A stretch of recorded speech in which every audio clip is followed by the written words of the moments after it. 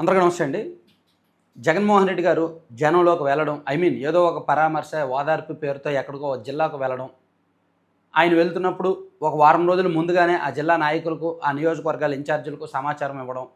వాళ్ళు భారీ ఎత్తున జనాల్ని సమీకరించడం, జనాల్ని తీసుకురావడం. వాళ్ళేమో రప్ప అని ఫ్లెక్సీలు కావచ్చు, రకరకాల బెదిరింపులతో ఫ్లెక్సీలు కట్టడం, సీఎం సీఎం సీఎం అని అరవడం.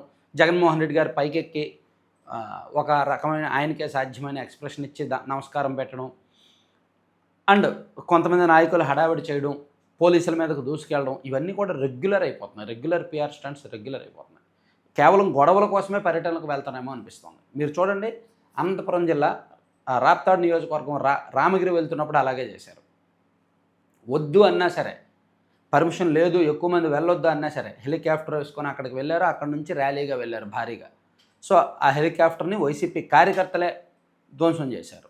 దాంతో వాళ్ళు భయపడి పైలట్లేమో తీసుకువెళ్ళిపోయారు. సో జగన్మోహన్ రెడ్డి గారిని రిటర్న్లో తీసుకెళ్ళలేదు. దాన్ని ఏదో ప్రభుత్వం కుట్ర అన్నట్టు వైసీపీ వాళ్ళు చిత్రీకరించారు.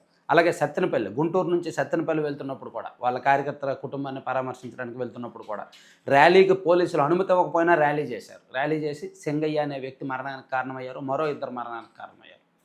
అలాగే పొదిల్లో పొగాకు రైతుల పరామర్శకు వెళ్తున్నప్పుడు కూడా రాళ్ల దాడి జరిగింది. అంటే జగన్మోహన్ రెడ్డి గారు ఇలా ఎక్కడికి వెళ్తున్నా ఏదో ఒక గొడవ చేస్తున్నారు. ఇది కేవలం పీఆర్ స్టంట్. అక్కడ గొడవ జరిగితే మీడియా ఫోకస్ ఉంటుంది. ఆ గొడవని తమకు అనుకూలంగా మార్చుకోవాలని వైసీపీ స్క్రిప్ట్లో, ఆ ప్లాన్లో భాగం కావచ్చు. ఈరోజు శ్రీకాకుళంలో కూడా అంతే, కొంత ఓవర్ యాక్షన్. సాధారణంగా శ్రీకాకుళం జిల్లాలో టీడీపీ వాళ్ళు, వైసీపీ వాళ్ళు పెద్దగా అంత విభేదించుకోరు. అంటే రహస్య రాజకీయాలు కొన్ని ఉంటాయి. కానీ పార్టీ అధినేత వచ్చినప్పుడు కొంచెం ఓవర్ యాక్షన్ చేయాలి కదా, చేశారు. గట్టిగానే ఓవర్ యాక్షన్ చేశారు. ఈరోజు అక్కడ జిల్లా జైలు దగ్గర పోలీసులు చాలా ఆంక్షలు విధించారనమాట.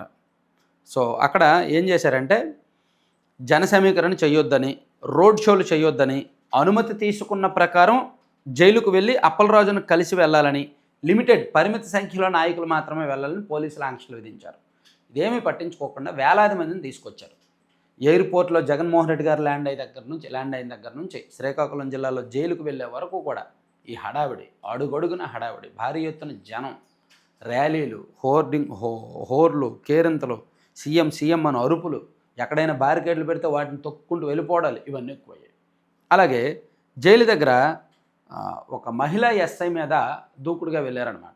ఇంకా అంటే పోలీసుల మీద కూడా దాడికి వెళ్ళారు. ధర్మాన ప్రసాదరావు గారు కుమారుడు రామ్ మనోహర్ భారీగా సంఖ్యలో కార్యకర్తలతో కలిసి జైలు దగ్గరకు వచ్చారు. అక్కడ పోలీసులు అడ్డుకున్నారు. మీకు అనుమతి లేదు, లిమిటెడ్ సంఖ్యలో, పరిమిత సంఖ్యలో మాత్రమే లోపలికి అనుమతి అని. దాంతో ఆయన కోపం వచ్చేసి పోలీసుల మీదకి రివర్స్ అయ్యి పోలీసులపై దాడి చేయడానికి ఆయన అనుచరులు కొంతమంది ప్రయత్నించారనమాట. సో వెంటనే పోలీసులు ఇదేదో శృతిమించేలా ఉందని చెప్పి లాఠీలు తీసుకొని లాఠీ చార్జ్ చేసి వాళ్ళందరినీ చెదరగొట్టారు.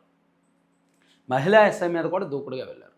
అంటే ఎక్కడో ఒక దగ్గర గొడవ అవకాశం ఉంటే గొడవ చేయాలి, గొడవ కోసం ప్రయత్నిస్తున్నారు అనేది చాలా స్పష్టంగా అర్థమవుతోంది.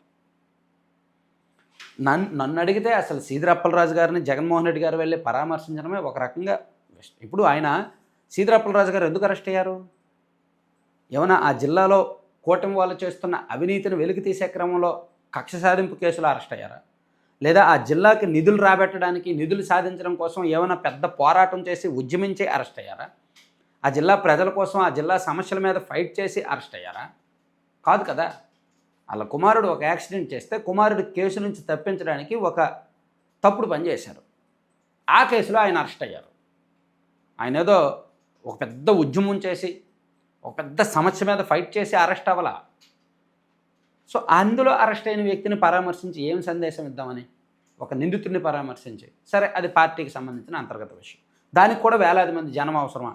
దానికి కూడా గొడవలు చేయడం అవసరమా? అసలు పబ్లిక్ ఏ విధంగా రిసీవ్ చేసుకుంటారో అనేది వైసీపీ వాళ్ళు ఆలోచించట్లేదు. ప్రజలు అసహించుకునే రోజులు వచ్చేస్తాయి. ఇంక ఇదే కొనసాగుతాయి. ఇంకా ప్రతిసారి ఇదే రిపీట్ అయితే ప్రజలు ఇంకా మరీ వ్యతిరేకించే రోజులు వచ్చేస్తాయి.